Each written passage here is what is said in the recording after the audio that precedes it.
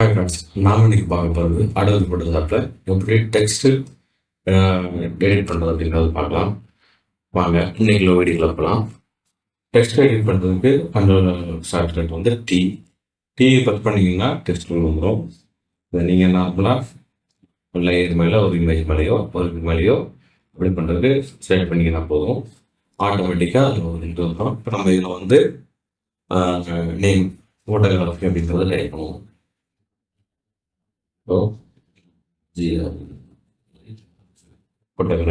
இருக்கும். இதெல்லாம் வந்து இப்போ நம்ம வந்து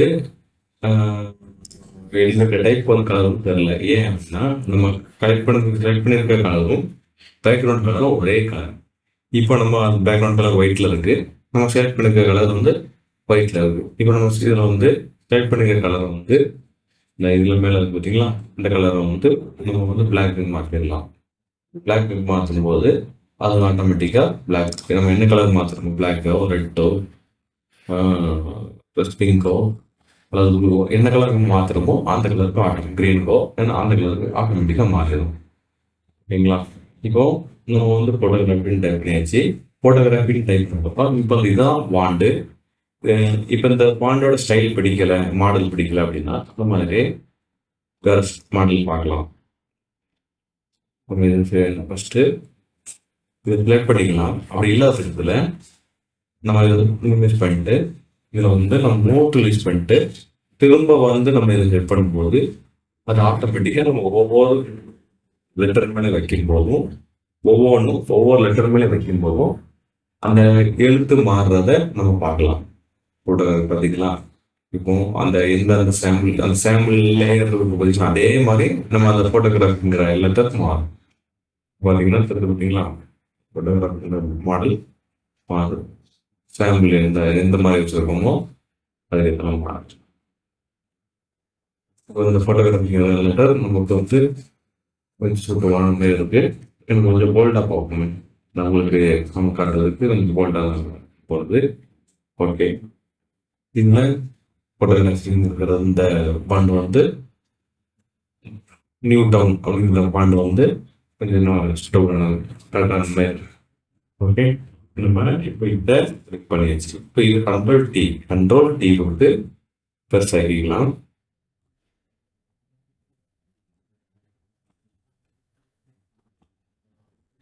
பெருசாகியாச்சு.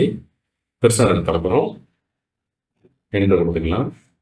இப்போ நம்ம ஃபோட்டோகிராஃபிங்கிற கலர் வந்து கிரீன் கலர் கொடுத்துருக்கோம்.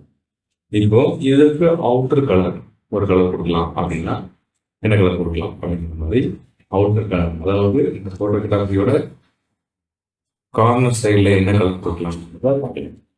இப்போ இதுக்கு இந்த ஃபோட்டோஷாப் அப்படிங்கிற லெட்டர் செலக்ட் பண்ணிக்கும்போது நம்ம லேயர் பேனலில் எஃப்எக்ஸ் அப்படிங்கிற ஆப்ஷன் அதில் போயிட்டு பிளெண்டிங் ஆப்ஷன் எடுத்தீங்கன்னா ஒரு page window new window open ஆகும். இந்த விண்டோ ஓப்பன் ஆனதுக்கு அப்புறம் நம்ம வந்து இதில் வந்து ஸ்டோக் இருக்குது பார்த்தீங்களா, இதை கிளிக் பண்ணி ஓகே கொடுத்துட்டு இங்கே வந்தீங்கன்னா இப்போ இது வந்து ஒயிட் கலர் இருக்குது. அதாவது அந்த ஃபோட்டோகிராஃபி அப்படிங்கிற லேயர் கட்டால் அது வந்து ஒரு ஒயிட் கலர் ஸ்ட்ரோக், அதாவது அதை சுற்றி ஒரு ஒயிட் கலர் ஸ்ட்ரோக் வர மாதிரி. இப்போ நான் கலரை மாற்றுறேன், அப்புறம் எனக்கு ஈஸியாக தெரியும். நான் வந்து ஒரு எல்லோ கொடுக்குறேன், கிரீன் ஹவுஸ் எல்லோ. பாருங்களேன், இப்போ வந்து அந்த ஃபோட்டோகிராஃபி லேயர் இருக்கு, அந்த இடத்தோட அவுட்டர் சைடில் பார்த்தீங்களா சின்னதாக இருக்கிற பெருசாக இருக்கிறேன். ஃபோட்டோகிராஃபி லேயருக்கு ட்ரெடிஷ்னலாக இருக்குது, அதுக்கு மேலே இருக்கு. இப்போ இது இல்லை, அது இன்சைட் உள்ள வேணும் அப்படின்னா இதை இன்சைட் கொடுத்தீங்கன்னா அப்படியே அந்த ஃபோட்டோகிராஃபிங்கிறது உள்ள இன்சைட் வரும். பார்த்தீங்களா, இன்சைட் லேயர் ஆகுது பார்த்தீங்களா. இல்லை எனக்கு அவுட் சைடு வேண்டாம், சென்டரில் கரெக்டாக இருக்கிற மாதிரி போகும் அப்படின்னா சென்டரில் பார்த்தீங்கன்னா கரெக்டாக சென்டர் பார்த்தீங்கன்னா சென்டர். ஓகே, நமக்கு வந்து நம்ம சென்டர் வேண்டாம், செட் ஆகணும். செட் பண்ணியாச்சு. பார்த்தீங்கன்னா ஒரு 7 வச்சுக்கலாம். சரிங்களா, 7 வச்சதுக்கப்புறம் திரும்ப இதை வந்து ஓகே கொடுத்துடலாம். ஓகே கொடுத்துட்டீங்கன்னா இப்போ ஃபோட்டோஷாப் அப்படிங்கிற ஒரு இதுக்கு மேலே ஒரு சரி அந்த மாதிரி இருந்துச்சு. சப்போஸ் இதை வந்து கொஞ்சம் 3D டைப்பில் தெரிஞ்சாலும் நல்லா இருக்கும்.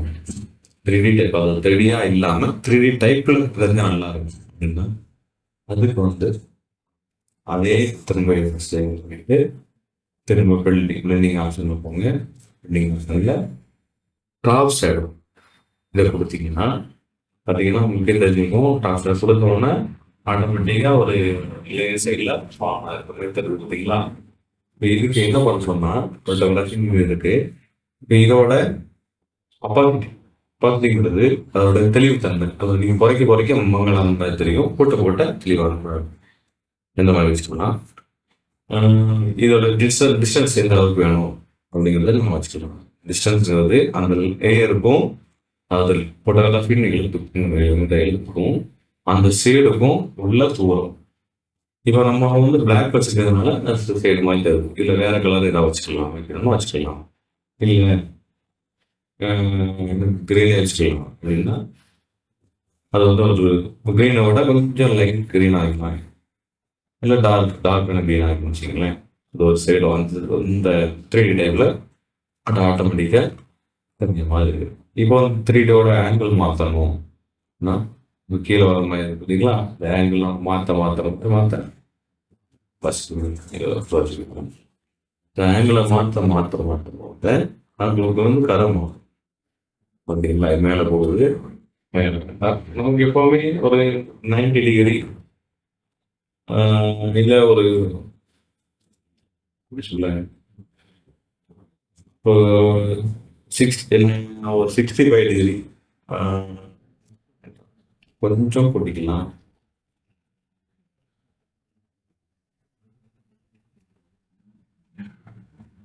சரி, கொஞ்சம் குறைச்சிக்கிறேன். பார்த்தீங்கன்னா ஒரு 40 டிகிரி வச்சுருக்கேன். 40 டிகிரி வச்சுட்டு அதை வந்து நான் வந்து ஓகே கொடுக்குறேன். இன்னைக்கு எப்படி ட்ராப் ஷேடோ எப்படி இது பண்ணுறது பார்த்து, ட்ராப் ஷேடோவோ எப்படி ஃபோட்டோவுக்கு ஒரு நேமுக்கு கலர் கொடுக்குறதுங்கிறத பார்த்துருக்கோம். நெக்ஸ்ட் வீடியோவில் எப்படி ஏதாவது ஒரு பெயிண்ட் வேறு ரெடி பண்ணுறது அப்படிங்கிறத நெக்ஸ்ட் வீடியோவில் பார்க்கலாம். தேங்க்யூ ஃபார் வாட்சிங். This video is sponsored by BuyMode shopping app. BuyMode e-shopping application is one of the online shopping app now available on Play Store and App Store.